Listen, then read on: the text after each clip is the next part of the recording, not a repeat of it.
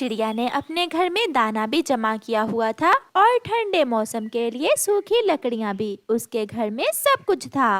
वो अपने घर के बाहर बैठी हुई थी कि मिठू तोता वहाँ आ जाता है। चिड़िया चिड़िया, मैं तुम्हारी माँ वाले जंगल से आया हूँ। आपकी माँ बहुत बीमार है, वो आपको बुला रही है। ये सुनकर चिड़िया परेशान हो जाती है। मिठू, बहुत शुक्रिया जो आपने मुझे बता दिया। मैं अभी माँ से मिलने जाती हूँ। फिर चिड़िया अपने घर को ताला लगाती है और अपने पड़ोसियों के पास जाती है। गोरी बहन और कालू भैया, मेरी माँ बहुत बीमार है, मैं माँ से मिलने जा रही हूँ। आप मेरे घर का ध्यान रखना। आप चिंता न करें, ये आपका घर हमारा अपना घर ही है। हम अच्छे से ख्याल रखेंगे आपके घर का। अब मैं जाती हूँ। चिड़िया, अगर घर को ताला लगाया है तो चाबी देती जाओ। चिड़िया कुछ सोचे बिना अपने घर की चाबी पड़ोसी कौवों को दे देती है। चिड़िया चली जाती है।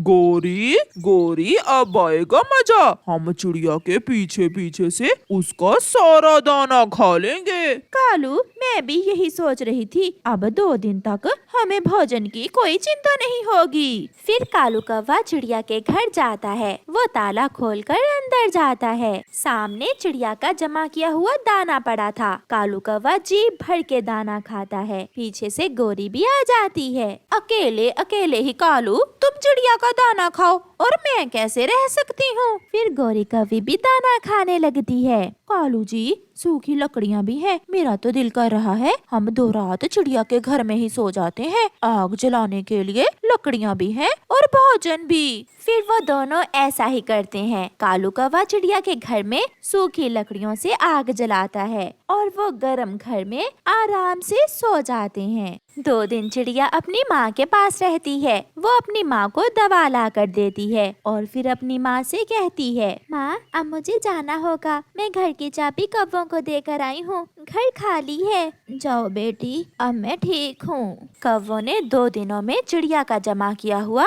सारा ही दाना खा लिया था। सारी लकड़ियाँ जला दी थीं और उन्होंने घर को ऐसे गंदा कर दिया था जैसे कचरे का ढेर हो।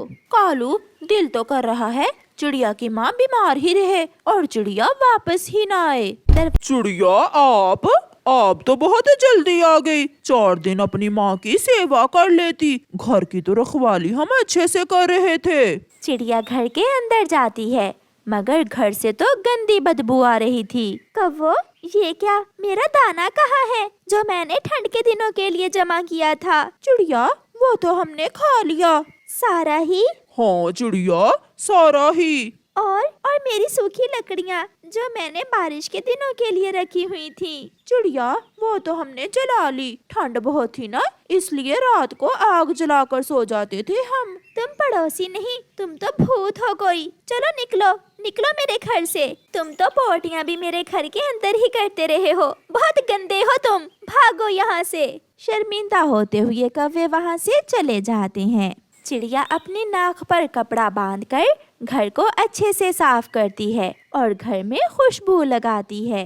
ये कौवे गंदे हैं, सुना तो था, मगर आज देख भी लिया। गलती मेरी ही है जो मैं इन्हें अपने घर की चाबी देकर गई। ऐसे ही 2 दिन गुजर जाते हैं और एक रात गोरी की माँ गोरी से मिलने आ जाती है। गोरी बेटी, मुझे बहुत ठंड लग रही है, जल्दी से आग जला दो। माँ, मगर मेरे पास तो सूखी लकड़ियाँ नहीं हैं। आज शाम मैंने देखा कि चिड़िया सूखी लकड़ियाँ ला रही थी जंगल से। गोरी, जाओ और चिड़िया से 2-4 सूखी लकड़ियाँ मांग लाओ। मैं अभी जाती हूँ कालू जी, तुम माँ का ध्यान रखना। फिर गोरी कौवी अपनी पड़ोसन चिड़िया के घर जाती है। चिड़िया चिड़िया, दरवाजा खोलो। चिड़िया दरवाजा खोलती है। गोरी, तुम चली जाओ यहाँ से, ना तो तुम मेरी पड़ोसन हो और ना ही मेरा तुमसे कोई ताल्लुक है। भागो यहाँ से। तुम दोनों ने मेरा सारा दाना खाया, मेरी लकड़ियाँ जला दी और मेरे घर में पोटियाँ करके मेरे घर को गंदा कर दिया। चिड़िया,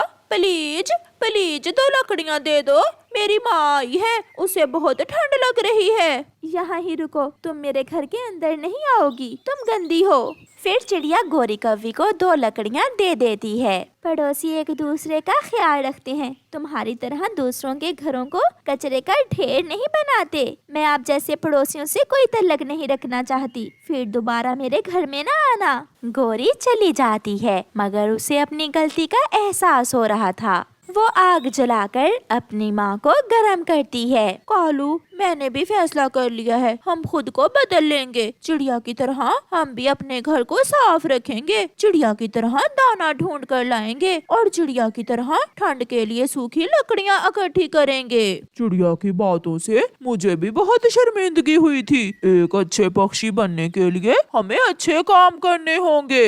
ऐसे कौवे खुद को बदलने की कोशिश शुरू करते हैं। प्यारे दोस्तों, अगर आप अपने घर को साफ नहीं रखते तो आप दूसरों के घरों को भी गंदा करोगे। इसलिए हमेशा अच्छे अच्छे काम करें जिसे सब पसंद करें। आपका धन्यवाद। ठंड बढ़ने के साथ साथ जंगल में भोजन की भी बहुत कमी हो गई थी। छोटा चिड़िया का बच्चा कुकू और कालू कौवे का बेटा जग्गू भूखे थे। वो भोजन की खोज में इधर उधर उड़ते फिर रहे थे। कुकू कुकू यार, चलो थोड़ा और आगे जाते हैं। थोड़ी दूर किसान का खेत है, हो सकता है हमें वहाँ से कुछ खाने को मिल जाए। ऐसे वो दोनों दोस्त थोड़ा और आगे जाते हैं। सामने एक संतरे का पेड़ था जिस पर पके हुए संतरे लगे हुए थे। वो दोनों वहाँ जाते हैं।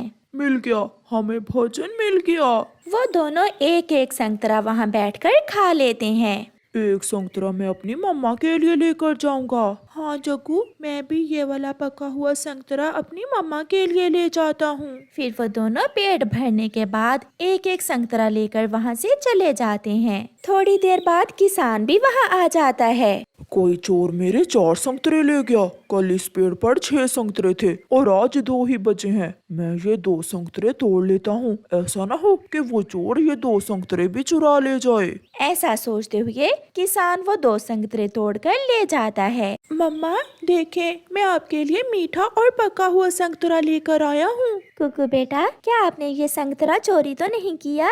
ये सुनकर कुकू चुप रहता है। बोलो कुकू बेटा, मैंने आपको हमेशा चोरी करने और झूठ बोलने से मना किया है। मम्मा, मैं और जग्गू किसान के खेत में गए थे, वहाँ से लाए हैं हम ये संतरे। मैं नहीं खाऊंगी, ये संतरा भी आप खा लें। ऐसा चोरी का फल खाने से तो अच्छा है मैं भूखी ही रह लूं। मगर मम्मा, वहाँ तो कोई भी नहीं था, हम किससे पूछते? ये सब चोरी करने के बहाने होते हैं। तोता वहाँ आ जाता है। चिड़िया चिड़िया, मैं कल से भूखा हूँ, प्लीज मुझे कुछ खाने को दे दे। अंकल मिठू, मैं ये फल लाया था, मम्मा तो खा नहीं रही, ये आप ले जाएं। मिठू तोता वो फल लेकर वहाँ से चला जाता है। मम्मा, अब तो मैंने चोरी के फल से किसी की मदद की है, अब तो आप मुझसे नाराज ना हो। नहीं कुकू बेटा, अगर किसी की मदद करनी हो तो वो भी अपने पास से ही करते हैं, ना कि चोरी के माल से। दूसरे दिन कुकू और जग्गू फिर से इकट्ठे होते हैं। चलो दोस्त, आज फिर वहाँ जाते हैं। 2 संतरे जो बचे थे आज हम वो खा लेंगे। नहीं जग्गू यार, मेरी मम्मा मुझे चोरी करने से बहुत डांटती हैं और मम्मा ने वो संतरा भी नहीं खाया था जो मैं मम्मा के लिए लेकर गया था। मगर मेरी मम्मा ने एक ही बार में वो संतरा खा लिया था और मम्मा ने कहा कि आज फिर मैं मम्मा के लिए संतरा लेकर आऊं। मगर मैं नहीं जाऊंगा, हो सकता है हमें वहाँ कोई दाना मिल जाए, एक बार जाकर तो देखते हैं। ऐसे जग्गू और कुकू फिर से किसान के खेत की तरफ जाते हैं। किसान और उसकी पत्नी भी खेत में काम कर रहे थे।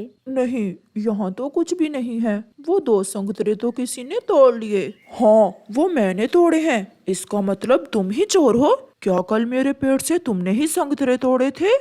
नहीं नहीं किसान अंकल, हम तो आज पहली बार यहाँ आए हैं। जग्गू दोस्त, एक बुरा काम हमने कल चोरी करके किया और दूसरा झूठ बोलकर। मैं झूठ नहीं बोलूँगा। तो फिर तुम ही सच बोलकर किसान से मार खाओ। जग्गू वहाँ से उड़ जाता है।